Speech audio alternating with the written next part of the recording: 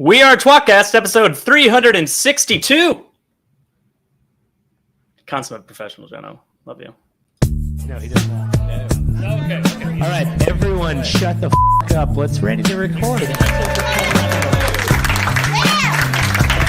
We like to start every show by yelling, "We are tWoTcast." Can you do that with me? On the count of 1, 2, 3, go. We are tWoTcast. Now we can start. The Wheel of Time, Reread Podcast, explicit in R, freaking rated. Jono's the wild card, always talking shit. Joe's the straight man, he's a total dick. Tom is still obsessed with X-Men. Previously on X-Men. We are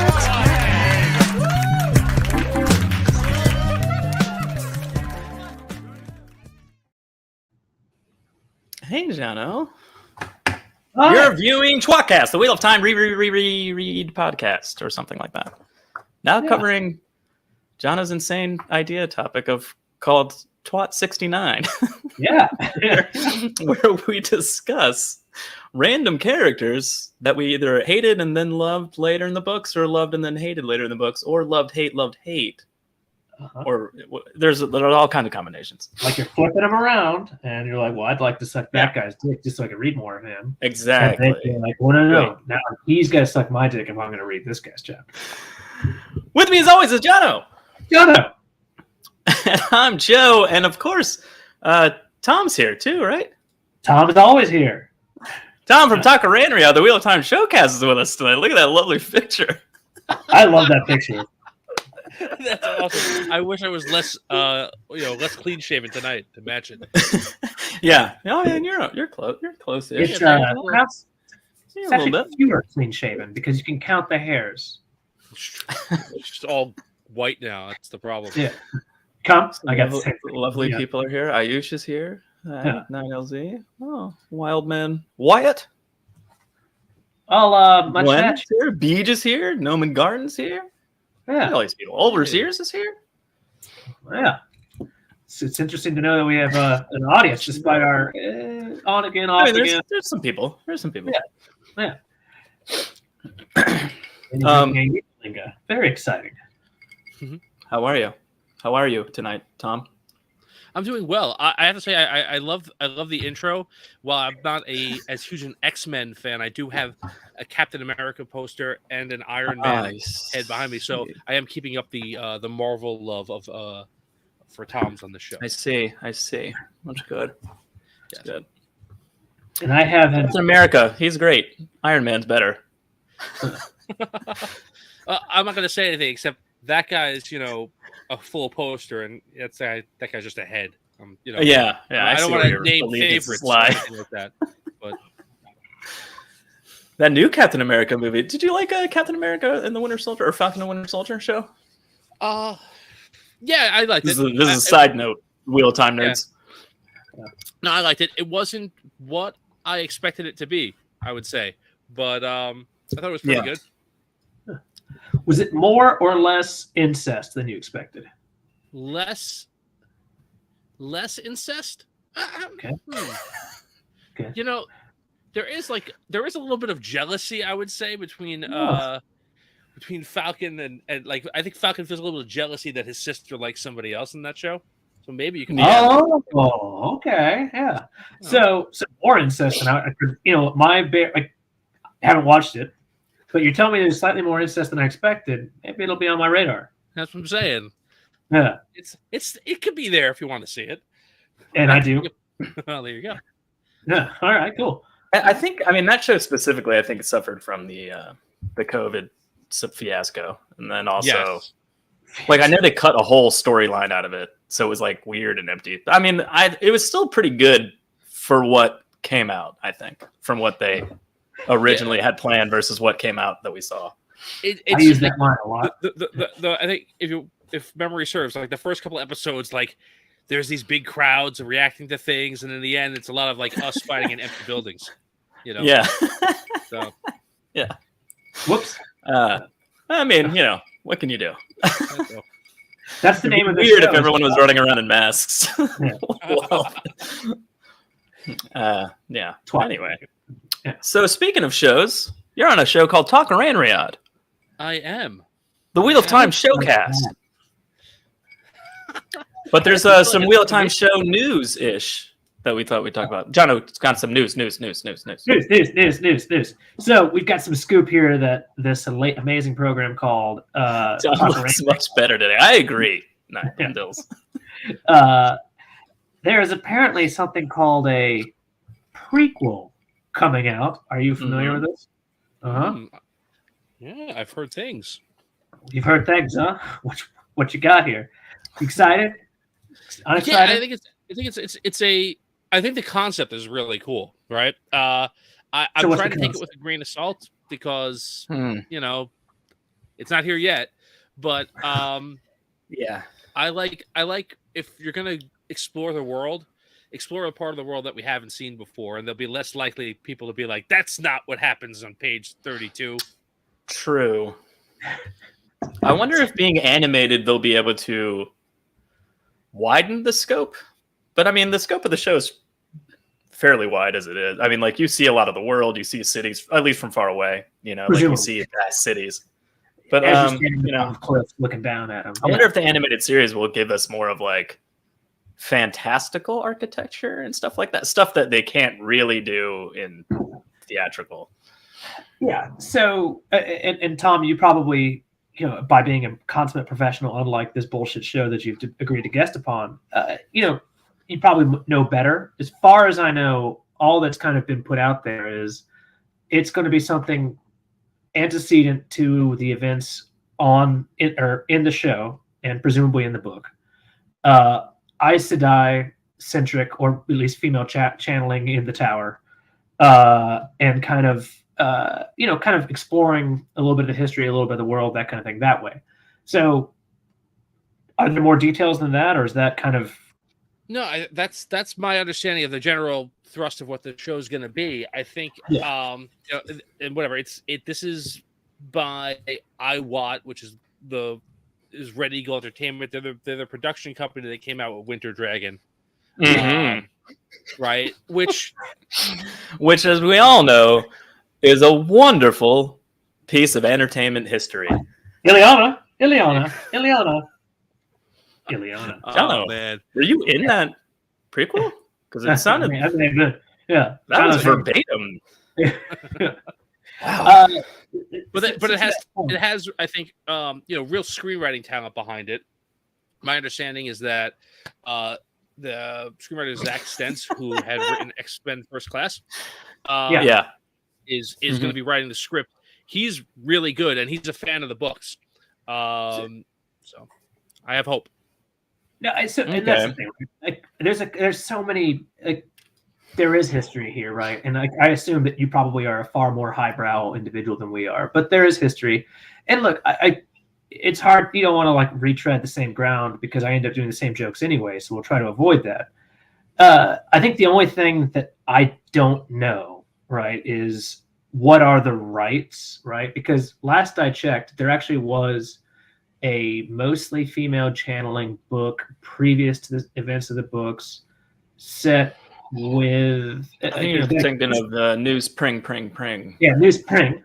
News Pring. That exists. But it's very possible that they don't have the rights to that, which would be ironic considering that Red Eagle actually... was it Red Dragon? I'm sorry. Which one is it? Red Eagle. No, it's Red Eagle. Yeah, okay, I was right the first what is... I wonder if... Yeah, I don't know if the rights... I think they have the rights to all the books, Jono, if I'm not mistaken. Then it's deeply ironic and wouldn't go with something that they already tried to publish 20 years ago. Well, maybe the deal with Sony is that they currently own the rights to any of the books. Not own, but have leased from Red Eagle the right to make the books, including Newspring. Yeah. So that probably means they're like, even though we can still make entertainment on this IP, it can't be any of the actual books. So maybe that's why they're going for a random girl goes to the White Tower, kind of thing. I think that's exactly it. I do think that the New Spring rights are slightly there's a little iffiness in that, but I think the general idea of it is this production with Sony, you can adapt the books, but we retain the rights to explore the world. Yeah, similar to really what happened with, like, for those who have watched the I forget the name of it. Red Dragon is a watt themed energy drink. That's true. That's what my wife. Also, Wild Man Wyatt said, "Aren't they making an Age of Legends movie too?" And I think that's accurate. But I mean, I fucking hope so. How much are those just like, here's an idea, and then it gets out on the news or something, and they're, like, I don't know, like, who knows how far along that is. So there is the recent Lord of the Rings thing that came out, right? That's the Rings of Power. Yeah, I like that. I really fun. enjoyed it. Right, there is definitely some issues there of kind of you're allowed to explore this time in history. Yeah, but we can't call them hobbits. And yeah. So that may be very similar to what's going on. And obviously Tom has a far more balanced take than we do because we're drunk dicks. So again, if you need good real Tom's an authority. I don't know if you knew this, Tom. I didn't either. I'm like, okay, I should come on the show more often. I just feel if you need good show takes, probably pay attention more to them than us. That's true. And that show's name is. What's your show's name? What? Oh, let's talk Ramriod, the Wheel of Time showcast featuring. That's correct. Yeah, Joe and me and Jen, not Jono. It's just Jono. 2 for 3. Jono, as we affectionately call it. It's other Joe, Tom, and Jono. Mm-hmm. And I need a refill soon. Can't see it happening. I don't know. For the Age of Legends movie he's referring to. Season 2 has a decent reviewer retention. I could see them trying to draw in more fans through a movie. Call Mustang 2 says, yeah. I mean, I could too. They're definitely going to try to ride the wave of Amazon success. That's for sure. Yeah. I don't know why I said Sony, by the way. I meant Amazon earlier. It's tough to kind of Sony, Amazon, it's all mixed up in there. Let's pretend I'm excited for what season 2 is going to have. I'm assuming that it's going to be a good building on season 1. There were some good things and some bad things in season 1, and I'm excited for it. Let's get to this unless you guys had more content here. No, the rest is all. We can move on. We can move on. Yeah. So let's go. So this is our episode covering Twat 69 with Tom from Talkin' Ranriod. Tom, you want to hit us with a first name or a first choice of character to discuss, or should we go Jono first? It's up to you. I can go first if you like. Oh, please. I love it when a man goes first. Yeah, I mean, me going first, it happens pretty often. Anyway, sorry, honey. So the first one I'm going to say is Cat Swing. Yeah. All right. Okay. So, I was expecting that to have come up last week with some other guy named Tom, and it didn't. It was the same guy. We've had the same Tom. This is my brother Tom. Sorry, We've been doing a podcast with him for 12 years. Yeah, my bad. I drink a lot. I'm not outside, and I think that's what's confusing you. Cat Swing's a good pull. I like it. We don't really call it that anymore, but yeah. So to me, right, you start hearing about Cat Swing before you even see her. Everyone talks about her as like this legendary character. She's like, and she comes in and you think she's going to be like this super cool, I don't follow the rules, I said die, I don't need to do any of that stuff. And she's kind of like that, but in the end, to me, she ends up being just like the super Aes Sedai. Like she's everything that they are. She follows all the rules. Yeah. And I'm like, and I argue with other people about this, but to me, I think she completely fails at what her actual task is and like drives Rand almost to the brink. We were full spoilers here, right? Like this is not. Oh yeah. Okay. Put it up on the bottom, Joe. So I hope so because Yep. I should have said that, but spoilers. Sorry. We're talking about any random characters and also where they are in the series could at any time. Full spoilers. Show the banner, damn it. Yeah. I don't shush. Anyway, yes, we're obviously full spoilers. I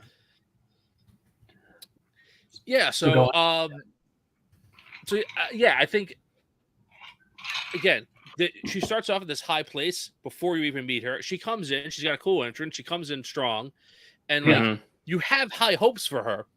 And then like before to me it's almost without you realizing it, you're just like, oh my god, like no. And again, she she's so rigid and so inflexible and so sure that she's absolutely right, again, like the flaw of every Aes Sedai, perhaps, that she really can't even understand how much she's completely muffing what she's trying to do, and almost drives Rand to, let's blow up the world. I can't say. Hold up. I love muffing as a verb, but go on. Yeah. Feel free. Yeah. I just feel like, I feel like at the end she craps the bed, and what sticks in my craw is that again, we're full spoilers here. She gets rewarded for it at the very end. I don't know how much she considers it a reward. Honestly, she is the rules. So I think this is a fascinating take, right? She's definitely of my characters that I would twat 69 here. She's definitely on the list, but for a way different angle. I actually let me ask you something real quick, John, before Jono continues.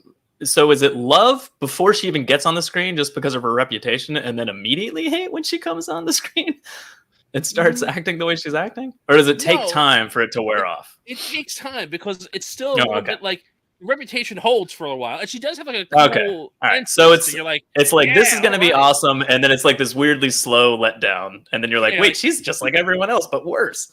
Okay. Exactly. That's how. All right. Sorry, Jono. Oh no, it's fine. That's the first question, right? So it's love, at least in theory, followed by disappointment, and then God fucking damn it. So to me, I actually really enjoy as when I was first reading this as a teenager, and I'm such a grizzled man now. The worst part is that's not even a joke. That kind of to me, I was like, how dare you tell Rand? But you reread it and you're like, yes, you know what? There is a difference between hard and strong. Jokes aside. Of one of them is brittle and will break like a Lida, the other one is strong and flexible, right? And so I liked the idea. Her incipient idea is that this guy he's got to change. He can't just be this unmalleable piece of shit. He's got to understand that life. I actually like Cat Swain at first glance. I'll be honest, or at least I like the idea. So you're matching Tom right now. Yeah, you're like to hate. But my issue isn't I think that she was great all the way, maybe not all the way, but she was there to kind of help him.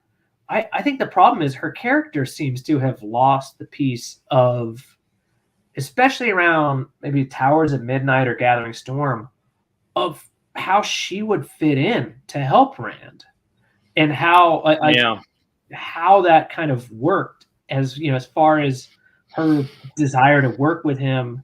There is a couple cool things, like when he's just like, actually, you should call me Rand Sedai because I've been here for 3,000 plus years, which is kind of disturbing and goosebump raising on its own. But to me, she failed in her job, and really the only way that it worked out was because of every day. Yeah, a few things. Was because Rand worked it out. Yeah, ancillary to her. She was a failure. Yeah. I don't think her guidance ultimately really helped him, other than spurring him in a direction that eventually he randomly figured it out on his own kind of thing. But I don't that's not I'm a brilliant teacher. That's just you fucked up and then he ran away and then somehow he figured it out. That kind of that wasn't you guiding him. Because Ayush said, I'm doing a reread at the moment of TGS. Still hate Cat Swain. Fully agree with Tom. The entire Semirage incident was her fault too. There you go. And that's one creepy fucking thing that happens. I agree with that too. Yeah.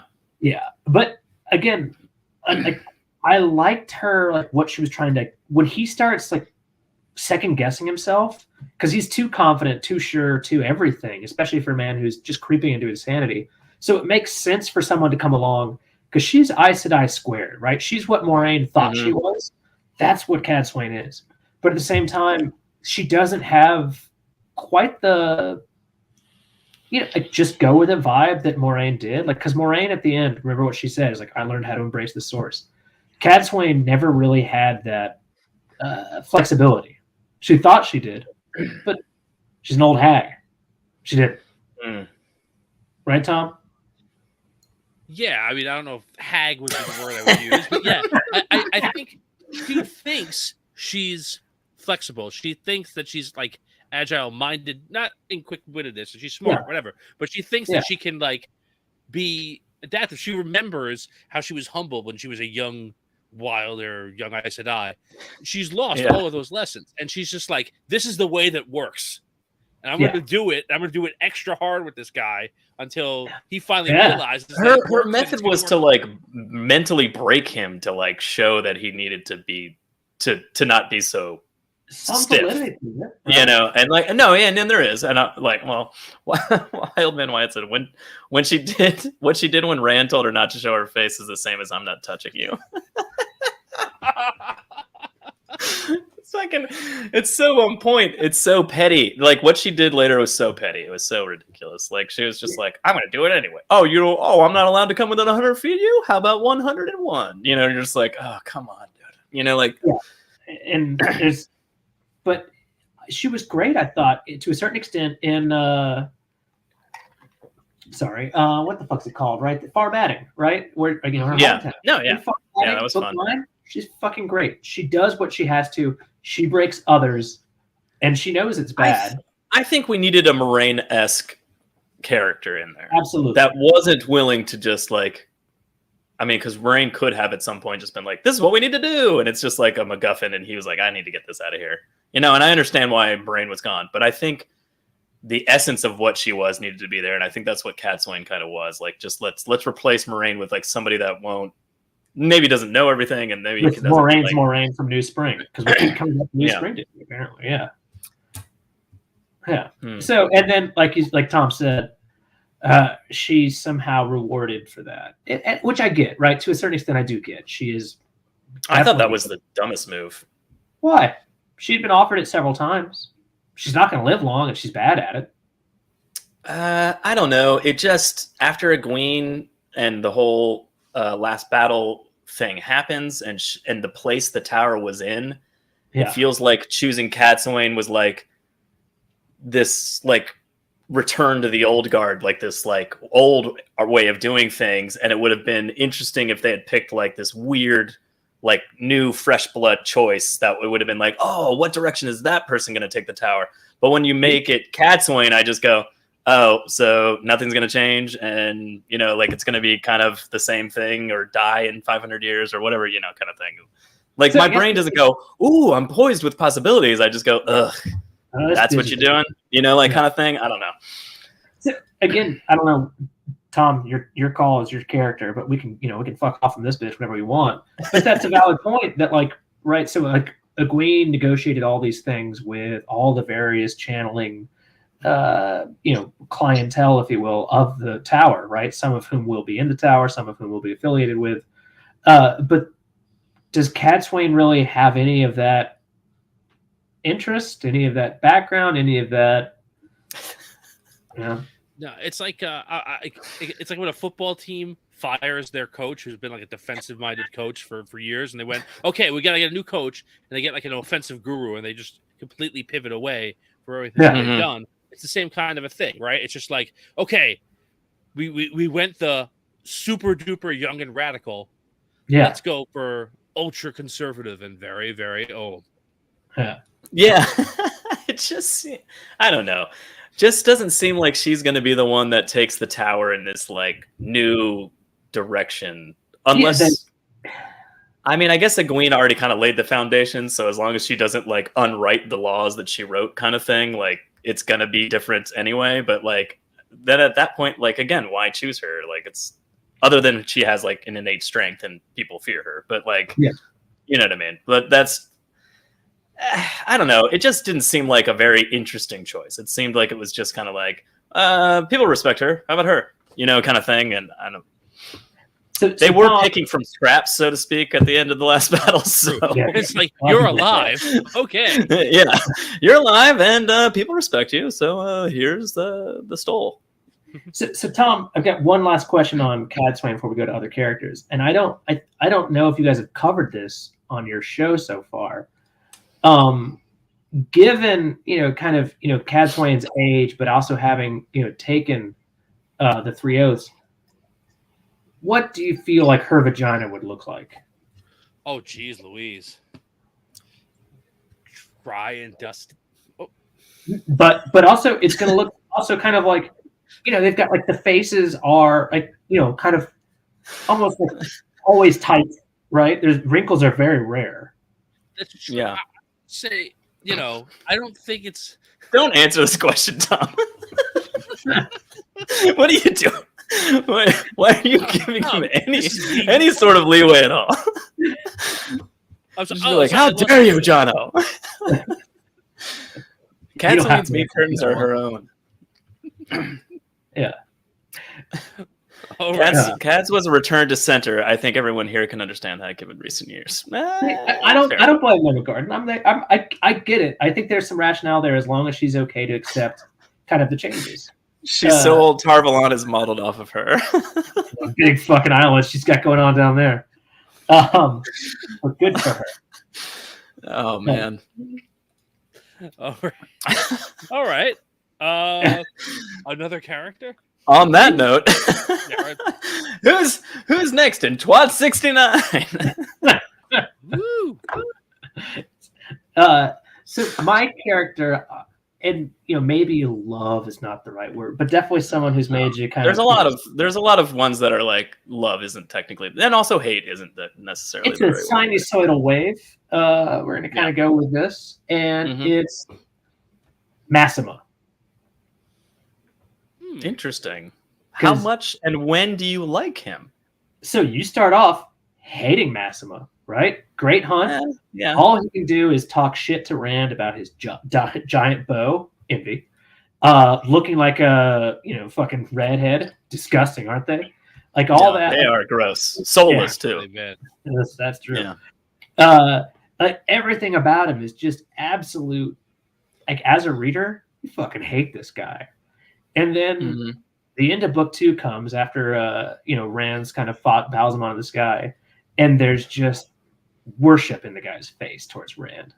And when you see somebody like in the sky fighting who you think is Satan, I would be like, it would change my mind too. I think Isn't that what that song's about?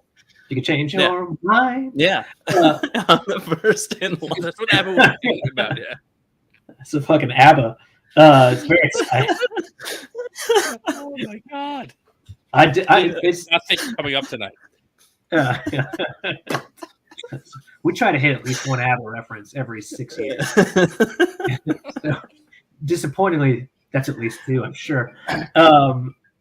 So again, so all of a sudden you're kind of like excited by Massima, and then like as Moraine finds out in book 3, are you though? But think about what happens, right? Like, all right, so Massima's gone, but he's now become like a weird prophet, kind of proselytizing, bringing the word of Rand, which is a weird thing to say. 'Cause he doesn't have any words about it, and it kind of like gets its own momentum. And like as again, maybe as a teenage boy growing up, I could not have been more. You really wanted to be in a cult. I know what you mean. Yeah. No, but they're alluring. But when I was thinking, like I would always sit there and pour over the map as I look over at a map that you guys can't see.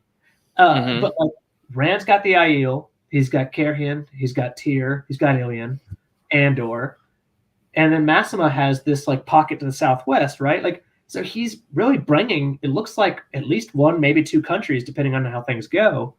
Yes, Nova Garden, you're right where I am. It's such a good comment. I don't want to interrupt you. Sorry. So what does that do to the testicle skin for like a guy? Anyway. Well, no man has taken the other. Yeah. But anyway. And again, just smooth as a newborn babe. But he does at one point. It feels like he's about to just drop 2 more countries in Rand's pocket, right? And along with it, a decent-sized army of insanity, and probably not so great at real pitched battles, but that's okay. So like, it seems like he's got like a. But they're fervent, and they've got pitchforks, and they smell bad, like parents like on edge. But then he just goes, along with the fail plot, because she fucking ruins everything. And then he tries to kill Perrin and everything else.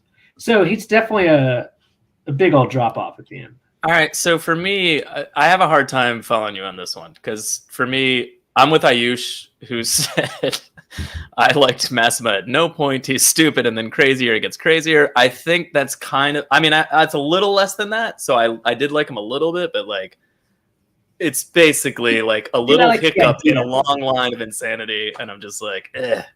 I liked the functionality of him briefly, right? It seemed like something that was going to be an unnecessary. Oh yeah, plot-wise, it was interesting for like a second. But then he created the fail plot. He created Hickey Dirt. I think it was more like, oh my god, these books are going to be 7 more books. This plot should have started in book 10. Like, what am I doing? You know, like, let's stall this somehow. I don't know. You know what I mean? Like, because then it gets so big that he has to deal with it somehow. Yeah. You know what I mean? Right. I think that was really just like the books kept growing out of control, and not out of control. I like to think him and Harriet had a plan, but like, you know what I mean? He's recognizing the scope of the book is changing and just going like, okay, this plot needs to go somewhere before it gets to the end. Like, where can I take this plot? Fair enough. And unfortunately, it was the Fail kidnapping. I feel like anything that touches that just gets, irradiated. Just absorbed into a pit of darkness and then Rand obliterates it's like a it with heavy gravity thing. It just goes down. It's the worst. Sorry, I'm on Uber Eats ordering a drink. It's probably like what? No, Tom, finish your thought. Shut the fuck up. Yeah, it's the worst. No, I interrupted you. It's tough. Anyway, I will say when in the first time I'm reading the books when Perrin gets sent to go take care of him, I'm like, oh, this could be really interesting. So there is that moment. And I think that's the part Jono's talking about.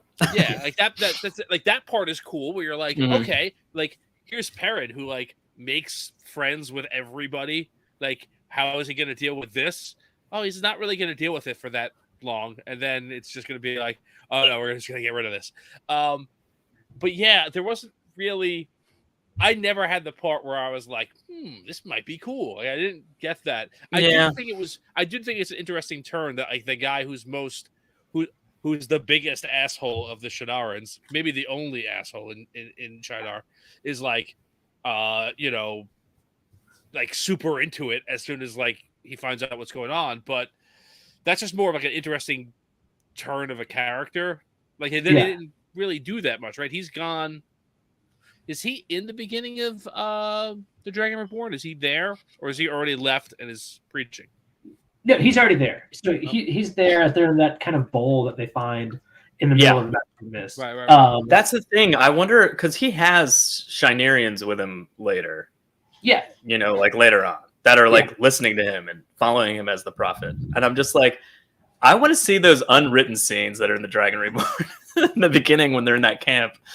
And just go like, how is this psycho like whispering in their ears? Or are they just like all sort of under the same thing? And he just sort of like takes charge of them all, like having the same kind of like, I don't know, fever, delusion, like kind of like this is, well, I mean, they're not wrong in a way because he is fucking Jesus. So, I mean, like, I guess in the strictest of terms, like they're not saying the wrong thing. It's just like what they were doing in his name was wrong. But, anyway, I wonder how much of those Shinarians he was like convincing to come with him versus we're just like, oh yeah, dude, you're right. Like he's Rand's God, and like we need to go to the last battle right now. We need to gather an army, and like I wonder what the mix of that is. Well, we see how much did he bleed into their brains before they were like, yeah, let's go. We see Uno and a couple others like instantly want to go with Nynaeve and get the fuck out of here. Yeah. We got to get the fuck out. Like, yeah. By the way, so Beach, just so it's a deep cut Jono song.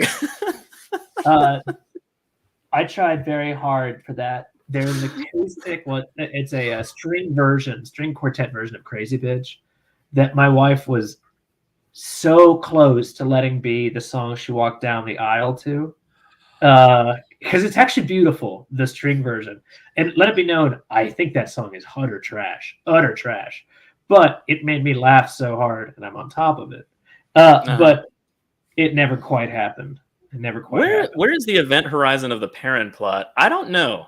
When does it start to implode for you guys? Like, when does it like drag on for too long? Because it's not right away. It's not right away. It's funny because like it takes everyone, right? It takes Aram, it takes Vale, it takes.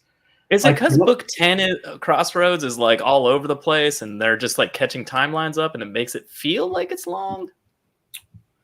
Because it's wrapped up in Knife of Dreams, right? You know, it's wrapped up pretty quickly. But think about maybe not. I guess I think mentally it drags on longer than it really does. Probably, you know, mentally it drags on longer.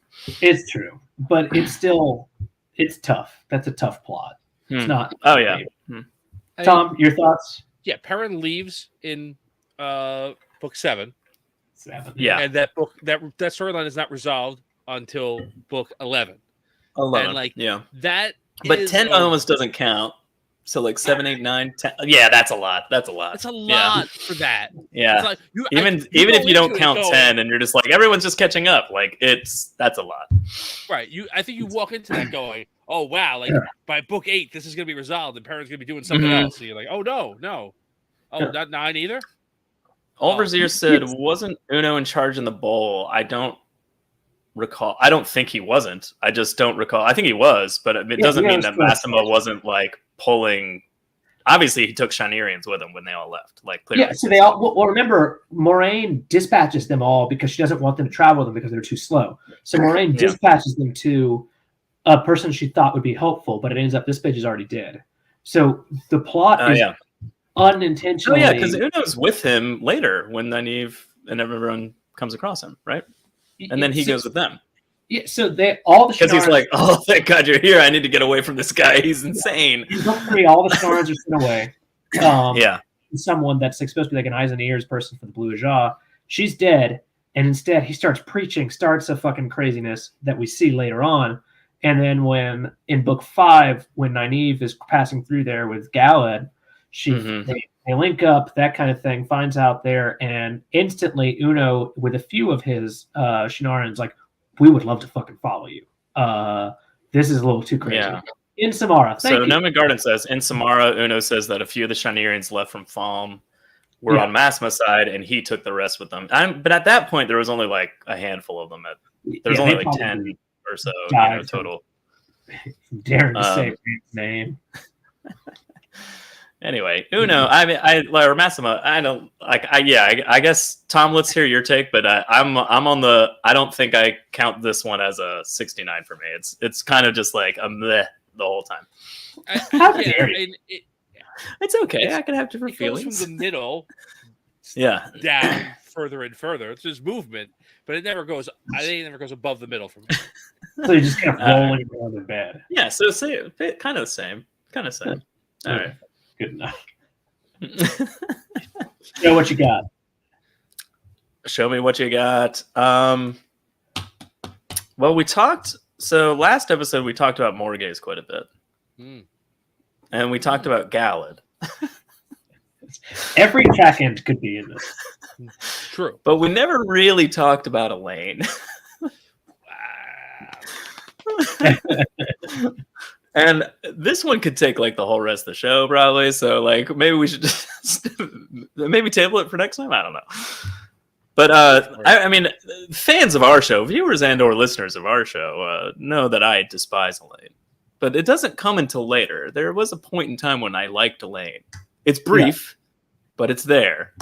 and especially the initial meeting of Elaine, like in book 1, I enjoyed that section of the like that was a fun like kind of silly rom-com in the middle of book 1 but like yeah but I don't know, so for me like Elaine is one that I didn't start to really dislike until I don't know 4 sounds about right. So like, you know, but she survives quite a few books before she says a few things in the early books and does a few things where I'm like, come on, you know, like you entitled princess. But it's just like brief moments, and those build to me just being like, I think I hate you now, and then that never stops till the end. Like, why on earth was she named in charge of the armies at the end? Can you explain that to me? On what fuck planet is she in charge of all of the military of the last battle? Anyway, yeah, so by the time we reached that point, I was just like, fuck you! And I just, I just I couldn't stand her. But, like, I think at the peak of my hatred was when she had, and I've said this so many times on our podcast before, so so forgive me to everyone that listens to the show. But when she has them, like, when she's put on bed rest because she's pregnant, and then to circumvent that, she has her servants like lift her up to the top of the wall in her bed, like via pulleys, so she can view like the cannons going off that Matt's building for her with Eludra. And I was just like, you entitled fucking bent. Like, god damn it, I hate you so much. Like, no one else would have done that. They would have just been like, all right, you're right. My health matter. My babies matter. Like, you literally have the Dragon Reborn's children in your body, and you're just like, how about pulleys? How about pulleys and my bed gets lifted up 300 feet into the air onto the top of a wall? It's like, safe to watch explosive devices. Yes, to watch cannons. You just, like, you trust Brigitte. She's your Captain General. Just have her watch it and go, everything went great. The test is amazing. It fucking exploded. You know, like, you don't need to be up there to see it. That's it. Wait, here's one. Open a gateway, just watch it. Just watch it. Like a fucking big screen TV. Like, you don't have to fucking go to the goddamn top of the tower walls. If someone can shoot you from the Anyway, rant over. That was the peak of my hatred. I liked her at first. I loved her a little tiny bit, and then it just quickly just bottoms out. I think when most people still like her, I'm like, fuck this person. And then it just keeps getting worse. And by the end of the series, I'm just like, if that, what's his name? The master rapist. If Doylan Millar cuts her babies out of her body, I'm going to be so happy. That's how much I hate Elaine. Anyway, so my hatred is very great, but there is genuine like at the beginning. Yeah, Tom, your thoughts? So she was on my list. I'm not surprised. Although it's not the exact same take. So I do like her a lot in the beginning. I do love the Be Cute. I like her in the first couple of books. It's not until book 5 that I start to, and so I'm doing a reread right now in book 5, and it's immediate in book 5. It's like the first time she's there, I'm like, oh my god, like, okay. Like, it's not book 14. What's the book 5? Like, what is it? So book 4 is the Tanchiko stuff, and I actually like. She's a little bit much there, but so is Nynaeve, and it actually Nynaeve is too. It works for me, like, because they're it's the first time they're both like independent on their own, and they're trying. Doesn't she do something stupid like channel to get an apple or something though? No, that's in book 2. That's in Fall. Yeah, but you're thinking of Go on. Shit, do I hate her way earlier? No, you don't, because she's great in book 3. She sobers up in book 3. I like her in the beginning of book 4 when she's actually like helping Rand learn like how to manage rulers and things like that, and giving him some helpful advice as opposed to like, you know, just making out with him all the time, which I think it's cool. Yeah. I think she's good. They treat her as an intelligent, capable person in that book. And then in the beginning of book 5, it's like they're on the run, and like she's just annoying and terrible and like weird with Tom, like, even though like that's introduced and resolved in book 4, which is back in the beginning of book 5. And then like I can't stand the Wonder Girls on the Road storyline at all. I can't stand any of them. I want to skip past all those chapters. I do like her sometimes in the Secession storyline. Like, I do. There are things that she does, and I do admire that. Like, she has like a purpose and she's sticking to it, and there's things she does, but she also does incredibly stupid, reckless things like that, or like, I'm gonna go get the Dark Friends myself because I can do it. And it's like, Min said my baby's gonna be okay. Fuck it all. And like, I think it's really irresponsible. I'm glad, especially towards the end of her pregnancy, because like again, like Min said, her babies were going to be okay, not her. And I'm just like, what? The idea that translates. I'm sorry. Idea that translates to like, I'm going to live forever. And you're just like, what are you doing? What are you doing? Elaine says, "I killed by sex machine." Yeah. And this really bothers me, even though it shouldn't. It does. Like, you have Perrin and Barrens, the Lord of the Two Rivers, and they're like the Two Rivers people are trying to revive Manetheren, and you realize well before Perrin does, because whatever, you don't think like that if you're a character, that he's also going to probably be the king of Saldea at some point, and like they're right under each other. They're going to make a huge nation, and she immediately kiboshes the whole thing and says, "You're part of Andor, and that's the goddamn." And I'm like, "Who are you?" Like, and and I hate it. I mean, in technicality, they are, but it's like one of those things where it's like in those kind of in that kind of world and those kind of nations, like if tax collectors don't go to your town once a year, and it's been 20 years since that's happened, it's kind of not really part of the realm anymore. You know what I mean? Kind of thing. Like, so I get Perrin's point of view, and he was just like, yeah, but not really. Kind of thing, which is what happens in book 2, right? And like when they're like in the Great Hunt, when they're going south from Faldera, right? They find several villages that are alone, and then they like that entire area, and I forget the fucking name of it at some point. Like Heron Deshar, like Dakar, something like that. That No one Garden said, "I love the Wonder Girls on the Road story. It's dumb as fuck, but it reminds me of shitty buddy." I don't disagree. I'm like Novan Garden the most. Two Rivers has squatters' rights. But like we see this in like already that there has been like numerous examples where if you're not laying claim to it, right? Like Carrion tried to claim all the way up to the Shinaran border at one point, only 150 years ago. And then that border is now, I don't know, 200, 300 years or miles apart. It's fucking nuts. So it's, again, this is precedent, right? If you don't send anyone there, then fuck off. Like, to me, I like Elaine a lot. I'm right there with Tom until book 4-ish, right? Right when... I mean, so you see peaks of what becomes a complete nuisance later on, as early as book 2. But like it's few and far between, and she's relatively level-headed, and also her worldly experience really steers the Wonder Girls in the right direction a lot when they're pettily arguing and stuff like that. Elaine's fantastic, like in almost every she's never time. Fantastic, Jono.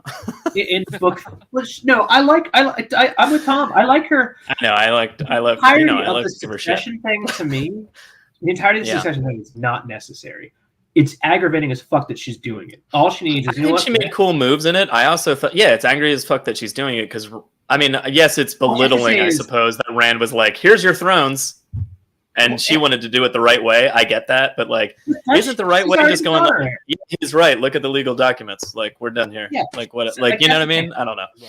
She's the daughter, Eric. She doesn't have to do that. In fact, all she had to do was just have a giant army of the Dragon Reborns as well, because he's supporting her claim, because it's a real claim, and just say, this shit's mine. We're going to fucking blow you out of here.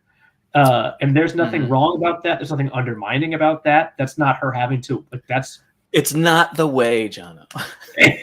Instead, she almost gets her fucking kid cut out of her by Doyle and Millar, which would have been amazing. But by the way, Wildman Wyatt said, is Millar on the list of those you love to hate? And it's love to love.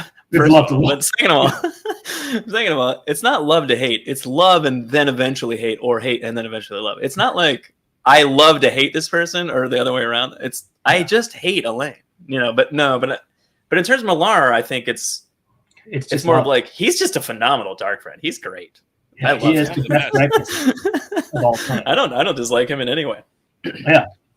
I want him to ultimately lose. But that's just because he's a bad guy. If he hadn't gone for Brigitte at all, if he had just gone straight after Elaine, I would have been go for it. Yeah. But horrible. Anyway, but Millar's awesome. Yeah. How dare you bring Millar into that? I mean, he is an evil piece of shit, but he's awesome at being He's an evil really piece good of at shit. it. Yeah, He's really good at it. What's fascinating? So like, I had a couple options on the table, Tom, and it was Massima and Catswain were two of those. So you nailed the second one. Do you have another option, by the way? Because I've got some more, but I don't want to intrude upon. I do have some other options. So, my next one is Glenn said he's a character in the same way Darth Vader's a great character, Joe. Yes, exactly. So Just less. He's just less of that, But yeah, he doesn't breathe. He got better lungs, Taim. Oh, wait a minute. Taim is somebody that I love. And yes. So that's another way where I want to go. Yeah. Oh, okay, good. Yeah. So Taim rolls in. He's like the cool bad boy. He doesn't follow the rules. And he's like, and you're like, oh, here, this guy's gonna fuck shit up. Like he's not. He doesn't care about any of the stuff that like anybody else cares about. He's here for the amnesty. He's gonna run his tower. Everything when the tower is first getting set up, the first time I'm reading it, I am seeing 0 red flags. I'm just seeing this is awesome, right? To the end, to the end of book 6, where like the first time I read Dumas Wells, I'm like, yeah, fucking shit, this is awesome. Like these Ashman are gonna fuck everybody up, and it's gonna be great. And Rand's finally got somebody he can fight the White Tower with, and he's not. And then, like after you think about it, you're like, oh no, this is really bad. You're like, wait a minute, this is bad. But like even Taim, like, hold on, just 1 second. This is really bad. Yeah, that's not good. They exploded people. And then like Taim does become. I do give credit. He is somebody who is so successful at being evil that he becomes a Forsaken. Like he becomes a new chosen. In this one, and like he earns it, right? But like, I don't know. There's bad guys like Millar who's out there on the streets doing the bad guy work. He's grunted. This guy is street level. He's like Daredevil. Right. Taim's like Superman. Turned them evil. They're both evil, but like they're doing the good. They're doing the good evil fight. You know what I mean? Let him finish. I love that he's on the street. Let him finish, Joe. Go on. I am. Yeah, I like what he does in the Black Tower when he starts, brainwash, turning people, forcing them to turn to the dark, and like you find out that kind of like eliminates their personality or like overwrites it and whatnot. Like it's a successful tactic. Kudos to him. Sure, but it really does not sit well with me. Like on I guess that kind of horrific level. It works, and my love of him, and even like when you start to realize no, he's probably just bad.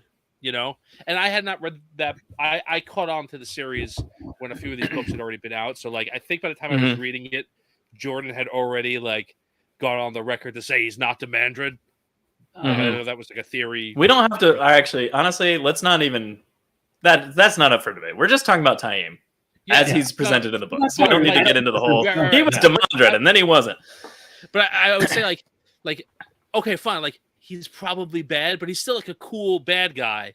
And then to me, he becomes just like what he does is so bad I can't be behind him anymore. I'm just like, that's right, to your limit. Well, hold on, Jono. Jono. Wildman Wyatt said, "Did Rand realize he was a dark friend, but needed him to train the men the same way Rand needed Asmodean?" And I think he was. I mean, my take on that is yes-ish. Like, I think he needed him flat out. That's can't be argued. But like, I think. Did he know or not? I don't know. I think it was more like he never quite trusted him, and he was always waiting for a reason to trust him, and it just never went away, kind of thing. But I think but did he think he was a dark friend? I don't know. Who knows? Maybe at the end, obviously, but yeah, I think the yes and no. Even I think like one portion of his brain was like, kill him, he's bad, kill him. Yeah, well, yeah, that's absolutely happening. That portion had a name too. He's looking for something in Taim to trust. He's looking for something in him to not, and like. So I think that's like the last vestiges of naive sheep herder Rand is like, there's good in everybody. Maybe he's just a jerk, and but I don't think it's the same Asmodean thing where he's like clear-headedly going, "This is what I have to do. I'm going to use." Oh yeah, I agree. Yeah. Well, there's also a distinct irony there too, right? Now, partly because like Asmodean has been shielded with such a bizarre, elaborate, maybe uncompromising shield, that Asmodean was more likely to support Rand, even though Asmodean is at the very least, while alive, hundreds of years, well, maybe not hundreds of years, but much longer term, had been a dark friend, had done so much more atrocity, really, than even Tame had, right? Through the war of power, and yet better chance that Asmodean would have supported Rand in a battle than Tame. Like that's like at the end. It's kind of strange if you think about it. Not that Asmodean was ever a good guy, but just more knew where his allegiance had to go. But I think Tame, it was a fan, or Tame or Taim. I remember I existed before there were things to pronounce. It's so weird how that happens. Yeah, was like I like you said, like he walks in book 6, and he's in the fucking prologue, if I remember. He walks in, and you're just kind of like, this is awesome. Right? Mm-hmm. And he takes a shit situation that Rand is trying to avoid, turns it amazing, right? They're throwing bodies like rag dolls. They're exploding men, which I believe is a song. Hallelujah, they're exploding men. And and like Tom, that's a classic mistake to drink while Jono's talking. I know. I walk right into it. Yeah. You should also not urinate while I'm talking either. No, well, you can do that, but suck it back into your penis. Finish your thought. There's comments I want to talk about. But, like, all of a sudden, though, like after a bit, Rand becomes so avoiding of the Black Tower, and like Rand creates this shit. It's like and Tom, I think you're kind of going there. Is like, does he know? Does he not know? Does he suspect? Is it well, obviously Lews Therin, whatever Lews Therin is or was or not, had him paranoid as fuck, but maybe it was right. Kind of like, what does that do? So again, you love him at first, right? Because going back to the whole point here, it's not just, character's art, but you love him at first. And then all of a sudden you start really being afraid of what the fuck this guy's turned into. But what's interesting is like when book 9, right? Or I guess the end of book 8, when, the two and Dashiva try to kill Rand, you still don't know what you're thinking about Tame, right? He puts their names up on the traitor's tree. Mm-hmm. So he walks the fine line of perfectly. Yeah. Ayush has this comment here I think so in book 14, referring to, does he know he's a dark friend? In book 13, he mentions needing to do something about Taim after he becomes Jesus Rand. Needing to do something about somebody that you think has become a problem doesn't necessarily mean that he thinks he's a dark friend. Maybe he very much thought that, or he was like 90% sure even at that time. But like, even then, I don't know if he was like, he's an absolute dark friend, I need to go stop that. He was scared to go back to the tower, Black Tower. Because there's a lot of men that can channel there. So like, he didn't want to get caught in whatever net was there. But, also it's just like, he knows it's a problem and he has to deal with it, but is he 100% certain it's dark friend related? There's a part in book 13 is like, if there's a problem, I'll solve it. That's what he says. Yeah. And so he checks out his hook, and Logain resolves it. Yes, I think so. Yeah. Can you imagine though if Jesus Rand ever went to the Black Tower? How bad Rand Alcron. I feel like he would have, if he had done. I like the quotes, and I know it was a mistake, but I like the quotes instead of the apostrophe. Like his middle name is Al, but not. Yeah. Weird Al Christ of it. Randall Christ. We had it wrong this whole time. Christovich. Oh man. Anyway, what was I? But again, it would have been an interesting thing though. Like, let's just make up bullshit scenarios that never happen. if Rand had gone to the Black Tower at the end as Jesus Rand, and what that would have been. I would like to believe he would show up with force and like go in with enough trusted people and channelers that he could, I don't know, Scooby-Doo what was going on there without messing the whole thing, without like getting caught in the trap, you know? Running through different doors, like five. Yeah, just running back. Yeah, just one long hallway. They're running in and out of doors. That's it. I mean, the Black Tower at that time was really just a big wall. So they're just running down the whole length of the wall, running in and out of doors. Yeah. And sometimes Taim's chasing them. Sometimes Rand's chasing Taim. Yeah. Tom, who do you think's under the mask? It's Demandred. I don't know if you guys knew that. It turns out it was old man Demandred the whole time. Lives down by the old mill. So Tom, I fascinating. Well done with Taim. Do you have others? Wait, hold on. So there's one. I want to hear what Tom would say about Rand potentially going back to the Black Tower. Number two, not that this needs to be said, but I'm fully on board with Tom's perspective on Taim. I was like, whoa, wow, okay. You know, like kind of thing. Like it was definitely a true twat 69 on that one. I was just like, perfect. All right. All right. Sorry, Tom. Understood the assignment. All right. Yeah. I think, I think if Rand goes back to the tower, like even if he, you know, at full Jesus plans Rand, accordingly, like, yeah, you know, using all of his powers for good, like I still think that gets fucked up. Like the way the tower is structured, the way that storyline has to resolve, like that it has to resolve from within. If he comes in and like saves the day, like whatever, I'll remove this dream strike and I'll gateway in and I'll cut Taim's head off and we're great. Like all of that is still going to fester. He's somebody they feel like he's somebody who's abandoned them. You know? Yeah, that's true. Yeah, and the subtleties of like what's going, the culture and like what's going on at the tower at the time. Yeah, I agree. Yeah, I don't think him. It's not something you can just jump in and be like, "And I've solved your problems." They're gonna be like, "Fuck you, bro." You know, like yeah, right? Yeah. Hey, and then he pieces out again to go, jump somewhere else. Like that's not what they need. And I think, yeah, I it is weird that he doesn't ever address it. But I think it works to the way that they structure it. It works out. I don't know for the best, but it works out all right. It does. It works out well enough. It works out, but it's such a.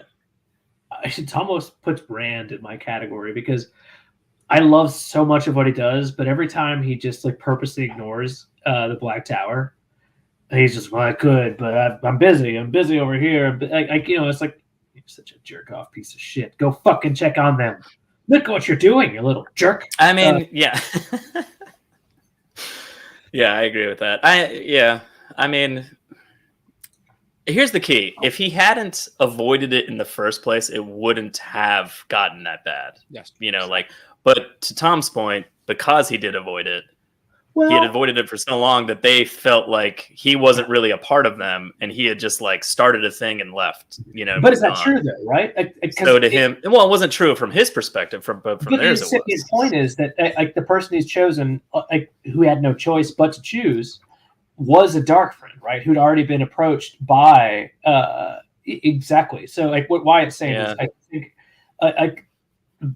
Unbeknownst, and perhaps because it's ta'veren and therefore it has to work out, amazing, is that by avoiding it, he chose the right option, even though as readers we're like, well, you fucking shouldn't avoid this. You're letting it, big old thing fester on your rectum.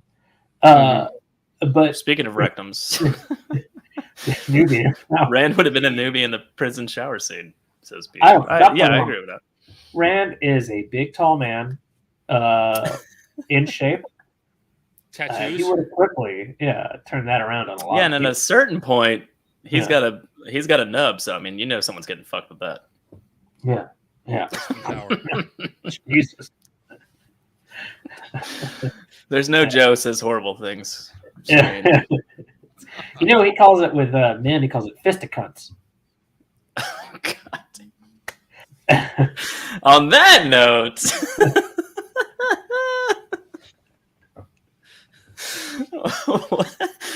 What I heard. All right, maybe one last name. Maybe one last entry, Tom. One. Yeah, I have another one. I don't know if I'm going to sell you on this one as strong as the other ones, but I have this one. And here's another guy whose name I think I pronounced wrong, but I'm going to go for it anyway. Aram. Okay. And he's a little bit, to John's point, he's a little bit more roller coastery for me. Yeah. Because you hate him when you first meet him. Mm-hmm. You're like, yeah. So you're constantly, the sheets are all over the place. Hate, love, hate, love. Yeah. Hate, love, hate. Where do you end up? All right, there you go. That's what I want to know. All right. But I like in book 4 and through I'd say book 6, 7, whatever. I have a lot of sympathy for him, and I thought it's such a cool thing. Like you see the history of the IEL in book 4. And you see how like they split up or whatever, and then you're seeing and what that means for who he is as a person. Right. Yeah. You're seeing it again in like modern times. You're seeing this guy like make that same decision, and you're like, okay, this is going to be like really like it'll be a really cool, interesting thing to see. And I have so much empathy and sympathy for him because his family immediately they want to speak to him. Like it's like, then he just like I don't know, goes crazy and. Like tries to brag. It doesn't go. You know things aren't going well for him. Well before. All right, so I didn't like hate him at first, but I know what you're talking about. But like oh, he's got the I hate him. I'm with, of any character in the first book. Yeah, he's just a handsome dude that wants to dance with a queen and have sex with her, and then travel along the road like a piece of trash. Not a big deal. He's a dick to parent, and how can you be a dick to parent in book 1? Parent book 1 is adorable. How dare you be mean to him? Like he even gets upset at one point and apologizes, right? Which I like the fact that he even gets upset, but like he gets so upset and he's just immediately like, "I'm so sorry. What have I done?" That kind of thing to the rest of the Tinkers, and they're like, "Well, no, it's fine. We don't even get angry." And that's the thing, though, right? Is he's such an outlier, and maybe that's the red flag, right? He's an outlier that he's vindictive, right? His trying to finger blast Egwene isn't just because she's got a new pussy. It's because he can then show those two fingers at Perrin and be like, yeah. Oh, you thought you liked that girl? Yeah. Yeah. We made out on the other side of the campfire. Yeah. Guess what she's got now? Horfy. But so that's the thing though, is like he is a dick of a people that's not supposed to be dicks. And look, we're all people, right? As they say, people are people. What can you do? Well, they were even describing how like most of their young people were like drifting away or not following the way of the leaf, kind of thing. So it's not Wolf Boy. Can you smell that? Beach. Yeah. The answer is yes. He could. He smelled it over there. And why the fuck are you still doing this? Cue up Arancino, man. God damn, how did I miss that? Oh, yeah.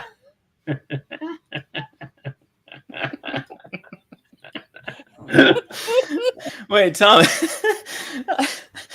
Oh my God, I just realized. I don't have the picture. Have you ever seen our side-by-side of them? You guys keep talking about Aram. Okay. So Joe's got to go on an important fact-finding mission for you. It's very important. It's the most important thing tWoTcast has ever discovered, including our own sexualities. Yeah. Which are bizarrely close. But yeah, so on Aram, again, I'm with you. I hate the fucking guy. I fucking hate him in book 1. Like he's obnoxious, and he's not a good character. If you think about it, he's like just there to spend time with his grandparents, just to hang out with Egwene, right? He's not a good person. Right. And then we see him all in book. I guess it's gonna have to be 4, right? I forget. Do we see him before his parents are murdered? We do, right? We see him with Perrin, right, Tom? Yeah, you see him. You meet him. You meet up with the whole crew. They don't come back. Perrin can't convince them to come to safety. Yeah. And they're attacked, and that's when his parents die. Yeah. And then you see him grabbing the sword, and he gets the wolf blade sword, or the wolf kind of pommeled sword from the bucket in the inn. And it's one of those it was in men's viewing, right? It was in men's viewing in book 1. Oh Yeah. God, my memory is so stupidly accurate for some things. Fuck me. If only I were smarter. It's weird. It's weird. If only I was smarter in real life. But like like there it is. There's the viewing, and he's amazing. He's like he learns the sword quick as shit. It really is similar to how Rand learns it, right? Like just kind of picks it up really quickly. It's innate, right? Rand becomes a blade master, unfortunately quick, which probably we should never talk about how that's possible.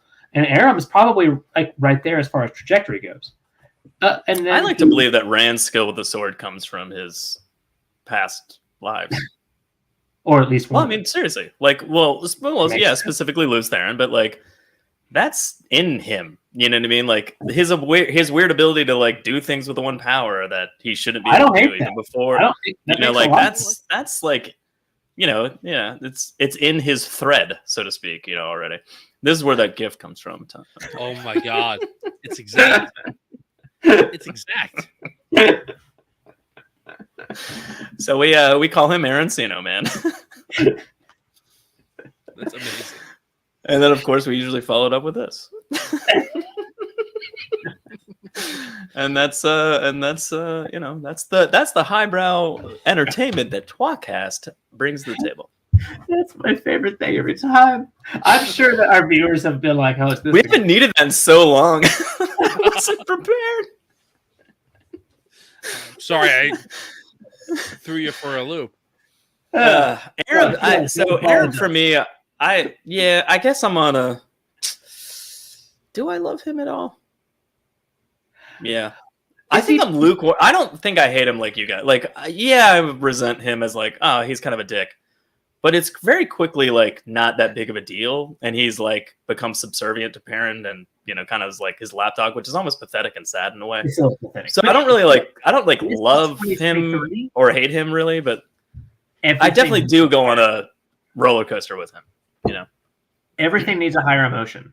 Like you can't just like something; you have to love it, and you can't be disappointed. You have to fucking hate it. This is I follow your train of thought. In terms of like where the downsides are and where the upsides are. I get it. But like, Aaron for me was just always like, I don't really like him. And then later on I was just like, I kind of like him. But it very quickly went back down to like, you're insane. So how can you not hate him when he's enfolded in, again, the worst plot in the entire fucking book? No, I definitely hate later. Now I'm just saying the opposite side was never up that high for me. Okay, so you never loved him. Yeah. Yeah. But again, in the middle of the fail plot, right? And then secondly, Finn tries to fucking kill Perrin. What the fuck, man? Fuck right off. Yeah. That's exactly right. What the fuck, man? Fuck. How does he get to that point? Like, man, you've lost your mind. Well, how does what happens? Jesus Who was the Christ. first character we discussed? Mm-hmm. Oh, that's true. Yeah. Insanity, right? Yeah. It's like some type of mental herpes. It's catching. They Sounds like we brought it all back around. In full circle. Yeah. It's a wheel of some kind. Yeah. It's almost like it's a wheel. Wheel. Let's see. It's 9:47. What time's the show start? 8:30. Oh, we're only like 75 minutes in. All right. Well, yeah, I mean we're approaching the end. We're nearing the end, Jono. I love approaching the end. Guess what? Done. I don't know. We could squeeze in one more. You want to squeeze in one more? Nah, you sound like my mom. Yes. How dare you laugh at that? Oh, sorry. Yeah. Thank you. So I got a question for you, Tom. We're going to make this a recurring segment. What are your thoughts on Narg? Oh, that's what we want to do. All right, so we have Narg and Bella, and they seem to be like weird. Well, Bella is not even real characters, but they seem to be like things that people latch onto in these books. Yeah. One is brief, and the other one is ridiculously long in the series. But like, people seem obsessed with them. We just want to, as like an end cap to this discussion. Yeah. How do you feel about Narg? What are your thoughts? And then how do you feel about Bella? Start with Narg. My biggest takeaway from Narg is that why is there never another scene ever in the books of another Trolloc talking? That's my because biggest the man murders them all. Piece of I shit. guess so. There's never just an opportunity. Maybe just have a conversation with them. Who knows? You know, I don't get the tremendous. I like the Narg scene. I like Narg smart. That's fun. But like, yeah, there's no. I never had a particular affinity for Narg. What you call it? I don't know. I know that some people really, really, really like that character, and okay, whatever floats your boat, you know. But I will tell you this, and I think this is more controversial. I don't care about Bella either, really. Like, I'm right there with you. Yeah, like I mean, yeah, and okay, cool, source, cool, you know. Yeah. Like, when the first season of the show came out, like in one of like the pre-interviews, like they mentioned, like, yo, people are obsessed. People love the horse. Like, you don't understand, like, whatever. And then I'm pretty sure Bella dies in the middle of the first season. I'm pretty sure that Bella does not make it out of Shadow Logoth. It's not 100%. You don't see it, but they don't have the horse after that. So I was like, that's probably for the best. I'm just going to read you a quote here from Robert Jordan. I just don't understand everyone's obsession. She's just a workhorse I kept around for far too long, apparently. There you go. It was a weird one. Here's one about Narg. Narg was a misstep. It was early in the series. I wasn't sure where I wanted to go with the Trollocs and creatures talking. Very negative. Yeah, really. Even Robert Jordan's just like, I don't get it. Like, calm the fuck down. Here's another one. Bella should be glue. James Oliver Rigney. Yeah. Here's one that I really like about Bella. Bella should have stayed in the stable and one of the Durans ridden by Egwene instead.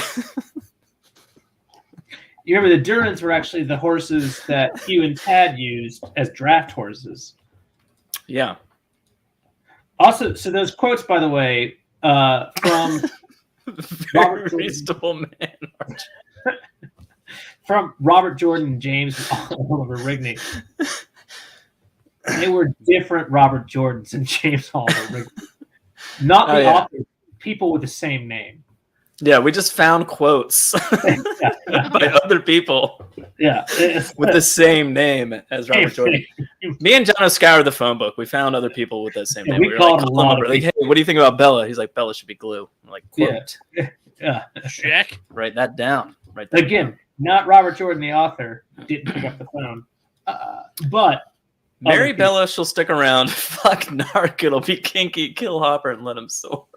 Ooh, I love that. Mary Good job, Beach. That was fantastic. Yeah. All right. So Beach, let's remember that while we're sober tomorrow. Wildman Wyatt put that in the chat. I want to hear other people's answers. Yeah. Mary fuck kill Narc Bella Hopper. Yeah. Please. That's I mean, if you do choose to marry Hopper, you will have a fuck buddy for eternity in your dreams. You know, I mean, like. What was it? Bond instead of Mary Fuck Kill. What was it? Bond. Water Balefire. Yeah, it was Balefire for kill. Yeah. Bond. Yeah, it's Mary. I think it's just sexy glue. Yeah. All right. Yeah. Yeah. Okay. By the way. Well, thanks for your non-controversial answers to the Narg and Bella responses. Yeah. It's nice to hear another level-headed person when discussing Bella. I could think of or Narg. Narg is just dumb to say, right? Like it could not have been. Narg is just he's a briefer talking point, but like Bella, people's obsession with Bella, I've just never. I don't get it. It's disappointing. I like the horse too. Don't get me wrong. Do I think she's the creator? Are you fucking insane? What? She's just a horse. Not for long. Igloo Bond Balefire. That's it. Thank you, Noman Garden. It's just I don't know. I love this community. The Wheel of Time nerds are very interesting people on their own. But of all the rallying fucking things, this dumb horse. I think I mentioned it last time, but I'll do it again because I drink a lot. I do find it slightly weird that people forget that that's Rand and/or Tam Althor's horse. They just take that horse, right? And just pass it along. No one cares to give it back to the farmer that probably needs his horse. Yeah, it's Egwene's horse. It's Swan's horse. Like what the fuck? Like that's not your horse. At the time of the Two Rivers, that thing's worth a goddamn house almost. You don't ride off with my fucking house, you piece of shit. Like fuck you. Yeah. Abel Cawthon's the best judge of horse flesh, as we know. No Two Rivers. Yeah. He can tell you the worth of that horse. Yeah. Tom, your thoughts on that? Horse flesh is a very odd term to me. That's my thought. Yeah. On that. Horse flesh? Yeah, it's odd. Yeah. It sounds like too much meat eater plus very kinky. Yeah. Well, that's why. No, I think that's tWoTcast for this week, Jono. All right. If you have any comments or questions, leave them below. And in theory, we'll get better at responding to them. I think we're pretty good about it. We're okay. In theory. Jono isn't. I am. I'm better. You can listen to the audio version of this show wherever you get your podcasts. tWoTcast theme songs brought to you by the one and only Taffy Bennington. Thank you for the intro song, Taffy, as always. And Angel Bard of Time, who is our outro song. And links to their stuff is below. Thank you, Tom, for joining us tonight. My brother, my actual brother. It's a pleasure as always. And in theory, he's on a different show called Talk Randriad. If that's true, he might have just been on this show for the last 12 years. We're not sure. But if you want to find Talk Randriad, link below, talkrandriad.com. Thanks for joining us. Join us next episode for more Wheel of Time, covering twat 69, I think. And more Toms? Is there more Toms? We got more Toms. Do we? We're gonna make it one. Yeah. I'm not sure if we do. Yeah. I'm not sure if we do any more Toms. Yeah. I'm Joe. Say good night, Jono. Good night, Jono. And Tom. Good night. Thank you, Keep Tom. the change, you filthy animals.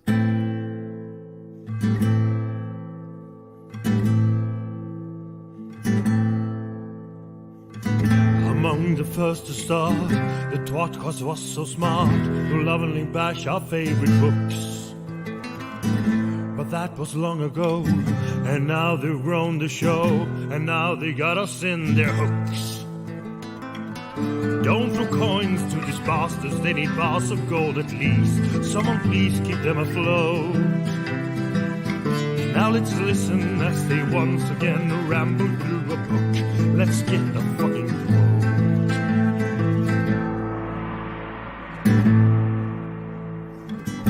One of them is Tom, but he is barely on. Sometimes he calls into the show. Another one is Jono. Is he their joker? Oh no. And Joe, is he the stupid one? Welcome to the tWoTcast. We will share our love for books and all our hate in every episode. We'll entertain you, make you laugh so hard you barely can stand up. That is the tWoTcast goal.